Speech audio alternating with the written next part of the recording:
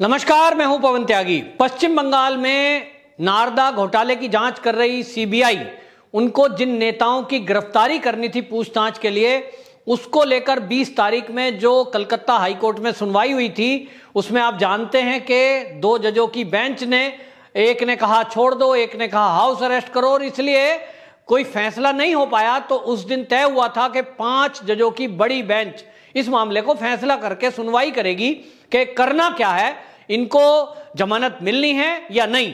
आपको बताएं, जिस तरह से होता है कि मुवक्किल की जो पैरवी वकील कर रहे होते हैं, उनकी पूरी कोशिश होती है कि मेरा जो मुवक्किल है वो पूरी तरह छूट जाए। तो अभिषेक मनु सिंघवी बार बार दलील दे रहे थे कोर्ट में कि मेरे जो मुवक्किल हैं ये बाकायदा जो है इनको छोड़ दिया जाए, और हाउस अरेस्ट करने का मतलब भी अरेस्ट ही होता है, तो इनको परेशान किया जा रहा है, जबकि इनमें से कई की तबीयत खराब है, ये तो जो है सांस लेने में दिक्कत है, ये वो इस तरह की बातें करी जाई। तबीयत ठीक नहीं होने का भी हवाला दिया गया था।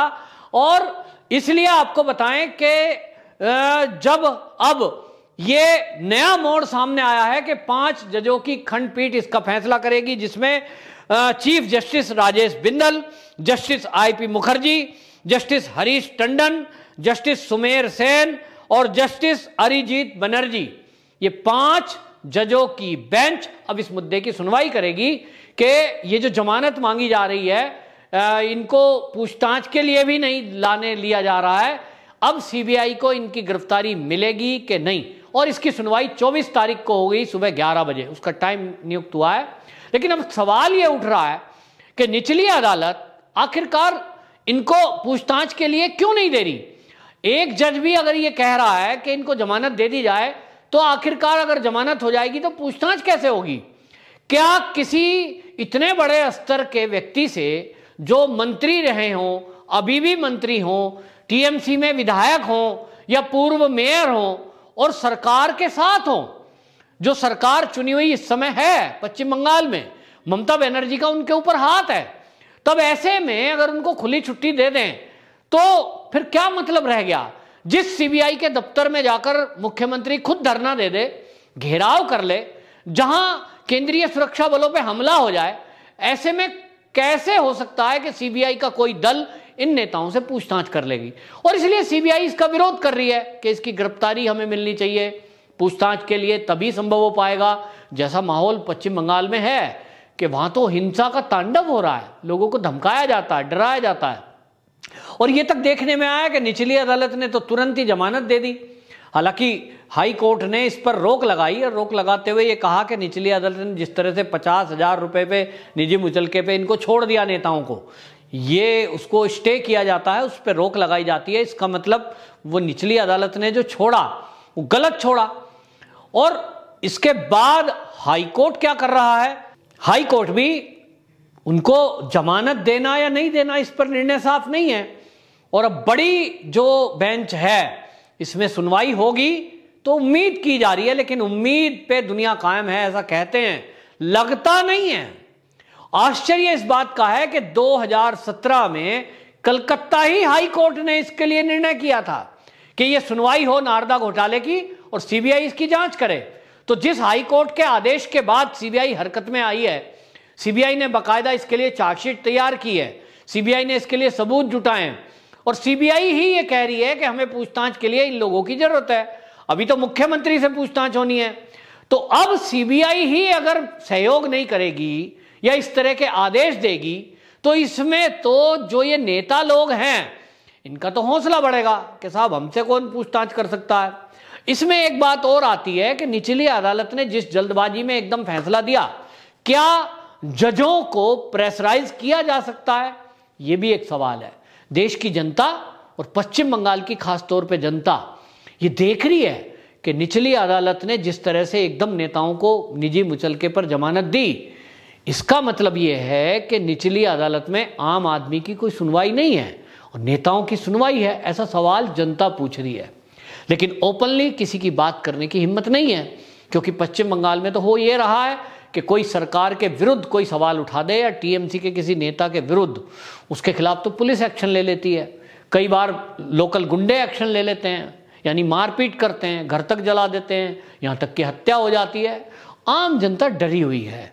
लेकिन आम जनता जिसका इस न्यायपालिका में विश्वास है, उनके विश्वास को ठेस पहुंच रही है, क्योंकि वो देख रहे हैं कि टीएमसी का कोई भी कार्यकर्ता हो जिसके नाम के ऊपर टीएमसी लग गई, उसके खिलाफ कोर्ट कुछ नहीं करती। कोर्ट ना तो स्वतः संज्ञान लेती है, ना हिंसा पर कोई आरोप तय होते हैं, ना एफआईआर दर्ज करने के लिए कोर्ट कहती है। इसके पहले 2017 में जरूर कोर्ट ने ये नारदा घोटाले के लिए आदेश दिया था, लेकिन अब 2017 से लेकर अब तक क्या ऐसा बदल गया? अभी भी अगर उस समय 2017 में कलकत्ता हाईकोर्ट को ये लगा था दस्तावेज देखने के बाद कि नारदा स्टिंग केस जो है, इसमें जो नेता लोग ये पैसा ले रहे हैं, ये वाकई में कुछ गड़बड़ है, ये बड़ा एक घोटाला है और इसकी जांच होनी चाहिए, और पुलिस से हटाकर सीबीआई को जांच दी थी। इसका मतलब कलकत्ता हाईकोर्ट ने ये माना था कि ये कोई बहुत बड़ा घपला घोटाला है, सीबीआई इसकी जांच करे। तो 17 से लेकर अब तक ऐसा क्यों एक सीधा सीधा आदेश नहीं है कि जो भी नेता इसमें बीच में आ रहा है, जो भी बाधा बन रहा है, उस बाधा को दूर किया जाए?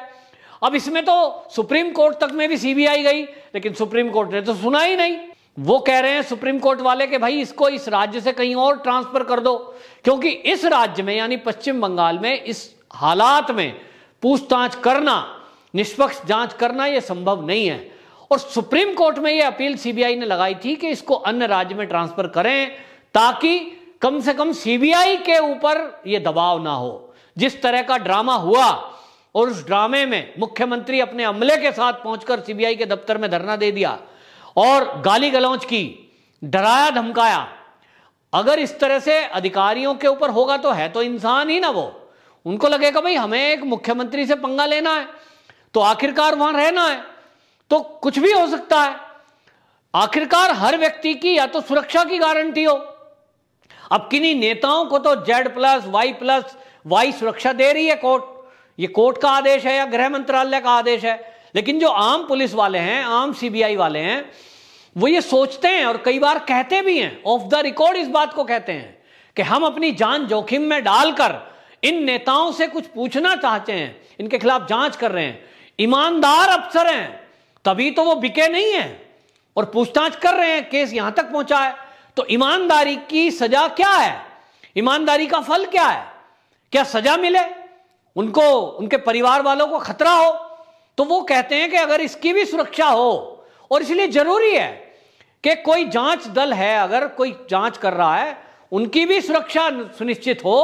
और उस दिन हमने देखा है, जिस दिन ममता बनर्जी ने धरना प्रदर्शन किया और सीबीआई दफ्तर पहुंची, अगर उस दिन केंद्रीय सुरक्षा बल ना होता वहां, तो पुलिस तो बचाने वाली थी नहीं, क्योंकि पुलिस तो राज्य सरकार के अधीन होती है और राज्य की मुख्यमंत्री अगर कोई चाहे कुछ तो वो कैसे हिम्मत कर सकती है। इसलिए सुप्रीम कोर्ट को इस बारे में कुछ सोचना पड़ेगा।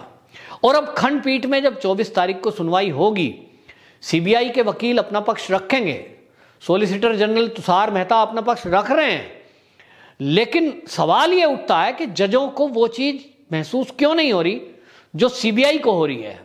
क्या जजों को पश्चिम बंगाल की हालात पता नहीं है? क्या उनको कलकत्ता के हालात पता नहीं है?